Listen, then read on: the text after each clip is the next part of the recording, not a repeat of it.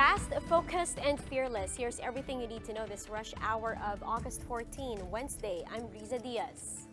Let's jumpstart today's rush with updates from the ongoing protest in Hong Kong. Now, after the airport closure, flights to and from the city-state are back to normal. Despite this, thousands of Filipinos say they were greatly affected by the two-day delay. Gerald De La Peña with a story. Emilio and his family should have been back in Milan by now, but they missed their connecting flight in Hong Kong. Because of the delayed trip, he now has to miss a few days back at work. Pakikiusapan na lang yung mga employer na na siyempre alam naman nila na nagkaaberya sa Hong Kong. Marley was given the option to rebook her flight to Sweden, but that would entail an 11-hour layover at the Hong Kong International Airport. She requested to transfer to a different airline, which was not easy. Lumipat na kami ng ibang airline kasi sabi ko, aware na kayo kung anong nangyari sa Hong Kong. So sabi ko sa kanila, wag niyo na kami idaan doon. Travel agents are feeling the pinch of the Hong Kong flight cancellations. Half of their bookings are for visa-free Hong Kong, which is just an hour away. Kagabi madami nang nagme-message na should we still go to Hong Kong, should we cancel, rebook, ganyan. So possible talaga na maraming mag-cancel na lang talaga. Hong Kong authorities say travelers may still experience delays and cancellations. The situation in Hong Kong remains volatile. Huwag na natin pilitin na just because nakaschedule tayo ngayon, unahin natin ang pagtingin sa ating seguridad. For News 5, Gerard De La Peña, we are One News. At least 10 regions in the country have exceeded their respective dengue epidemic threshold. Now, the health department says this is due to the dengue strain 3, a type of dengue that's more widespread but at least less deadly. Justin Punsalang has the details. The dengue epidemic continues to get worse. Health officials say at least 10 regions have already exceeded what they call the epidemic threshold. Dengue cases in Calabarzon, Mimaropa, Bangsamoro region and regions 5 to 12 have risen alarmingly since January. That's a total of 167,607 dengue cases nationwide. 720 of the dengue patients have died since January. Health Secretary Francisco Duque says that as early as last month, the Philippines already recorded the most dengue patients all over Southeast Asia. In July, the Philippines already topped the list with 73,000 dengue cases. Malaysia came in a far second with 36,000, Vietnam with 19,000, Laos with 2,000, and Singapore with 1,400. The culprit, Duque says, is the dengue strain 3. This strain of dengue is more widespread because less people have immunity to it. But it is also less deadly and the patient heals faster. Mas mabilis yung clinical course ng dengue caused by strain 3. It seems to be faster and also relatively lower case fatality rate compared to the other dengue strains. To prevent the growth of mosquitoes, Duque recommends disposing of stagnant water in households. On Tuesday, Duque inspected the DOH compound to help ensure there will be no breeding grounds of mosquitoes. Duque spotted 2 decorative vases filled with rainwater. Just like the doctor's advice to the public, he emptied the vases of the stagnant water to prevent growth of mosquitoes. For News 5, Justine Punsalang, we are One News. Moving on now to other headlines. 2 housekeepers from a mall in Cubao went viral online after stopping 2 trans women from entering a female restroom. The trans woman tried to reason with the maintenance workers peacefully, but the janitress did not listen and instead forcefully brought them to the security office. Sumisigaw siya na, eto, gusto mag-CR sa babae. So mula po dun sa upper ground floor, kinaladkad po niya ako papunta dun sa security office po na nasa babang-baba pa po ng farmers. Tapos 3 beses po niyang sinapok yung camera ng cellphone ko. Kaya hindi ko na po tinigil yung pag-live ko kasi gusto ko po ma-capture kasi wala naman po akong ibang witness doon. Hindi kaladkad yun. At saka sa tingin niyo makakaladkad ko, laki-laki ng katawan nun. Tingin niyo yung katawan ko naman. Hinawakan ko lang siya, tara doon na lang tayo sa security office. Pero tuloy-tuloy rin pa siya. Binibidyo niya ako, ginaganyan yung cellphone sa mukha ko. Ginaganyan ko yung cellphone niya. The The mall management wanted to file charges against Diaz and Ganal, but Bataan 1st District Representative Geraldine Roman went to the scene and mitigated the situation. Roman gave quite a scolding to the two workers and vowed to conduct an investigation into the incident over in Congress. Meralco is set to refund over a year's worth of power bills for households in Luzon and Visayas. The total amount of refunded stands at 1.4 billion pesos. Bim Santos will tell us more. A billion peso mistake. This is what happened after a software error caused discrepancies in billings from the wholesale electricity spot market or WESM. According to an audit by the Energy Regulatory Commission, majority of the cases involved overbilling, though some were also underbilled. The total amount to be refunded to consumers in Luzon and Visayas is 1.403 billion from May last year to June this year. ERC sees no malice in the error. Nung itinatransform na siya para ilagay sa software, sa sistema, yon meron nang naging misapplication ng isang symbol. Nagkaroon ng misapplication noong formula. Nung i-transform nila dun sa system, dun na nagkaroon ng discrepancy. About 2/3 of the refund will go to Meralco consumers, but the exact amount is not yet clear.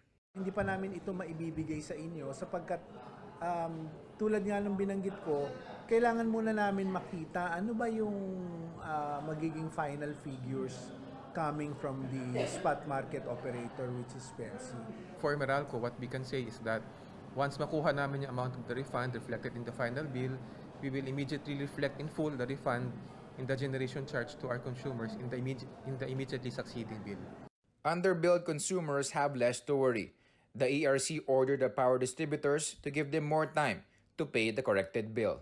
Bim Santos, we are One News. Circling back to our top story, Beijing calls the Hong Kong protests as sprouts of terrorism amid the city-state's citizens' continued clamor for democracy.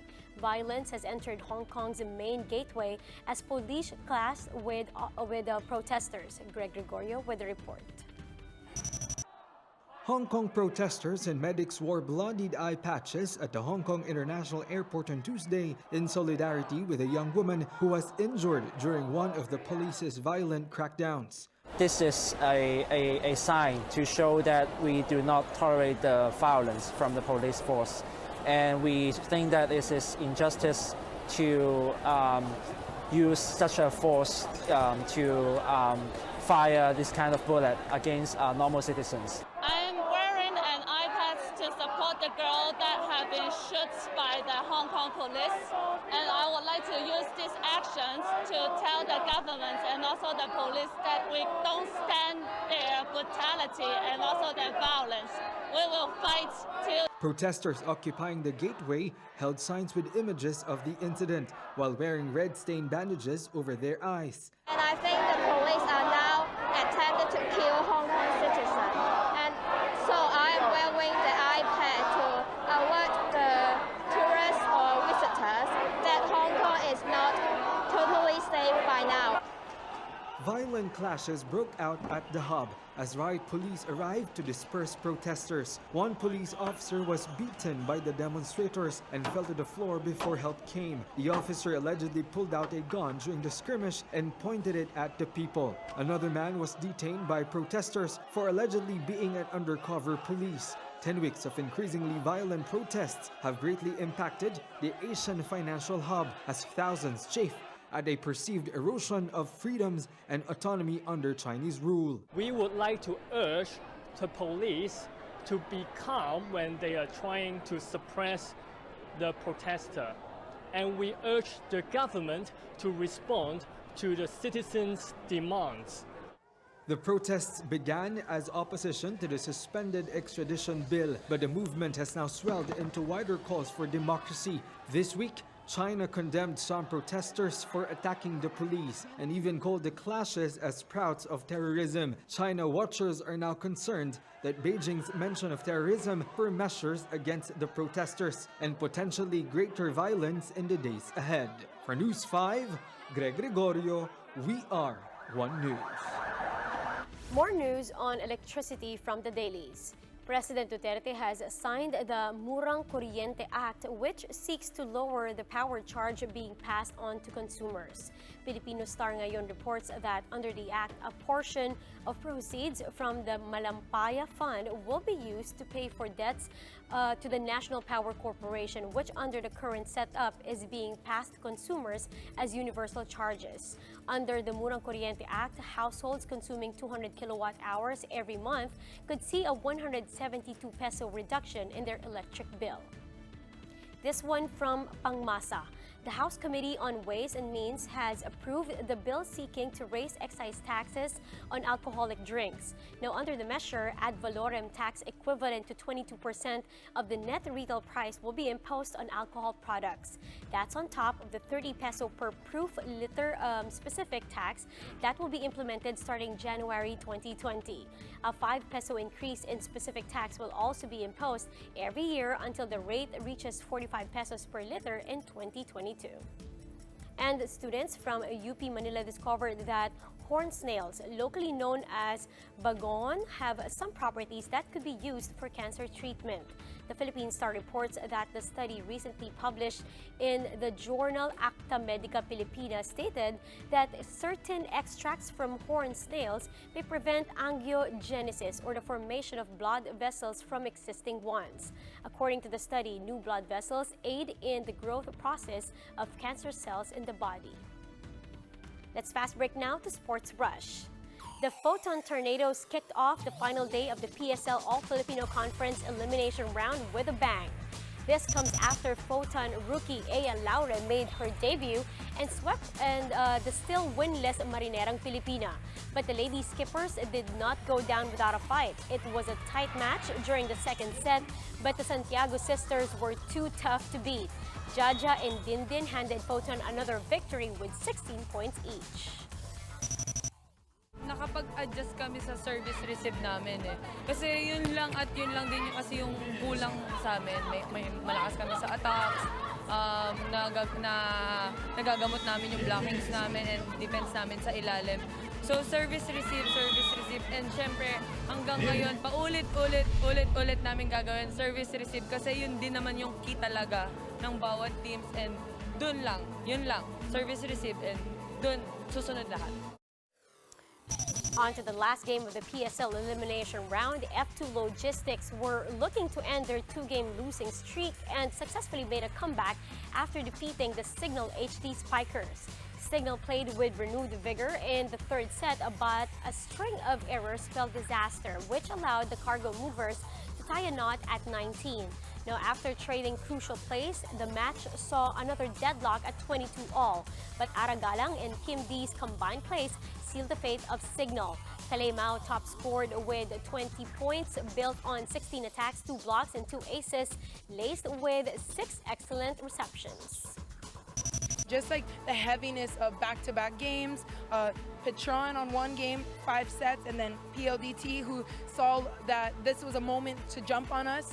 And you know, every team has that, and every team has to go through that. And I just can't wait because the streak has restarted again, and I'm hungry. I want to win. I want to go all the way.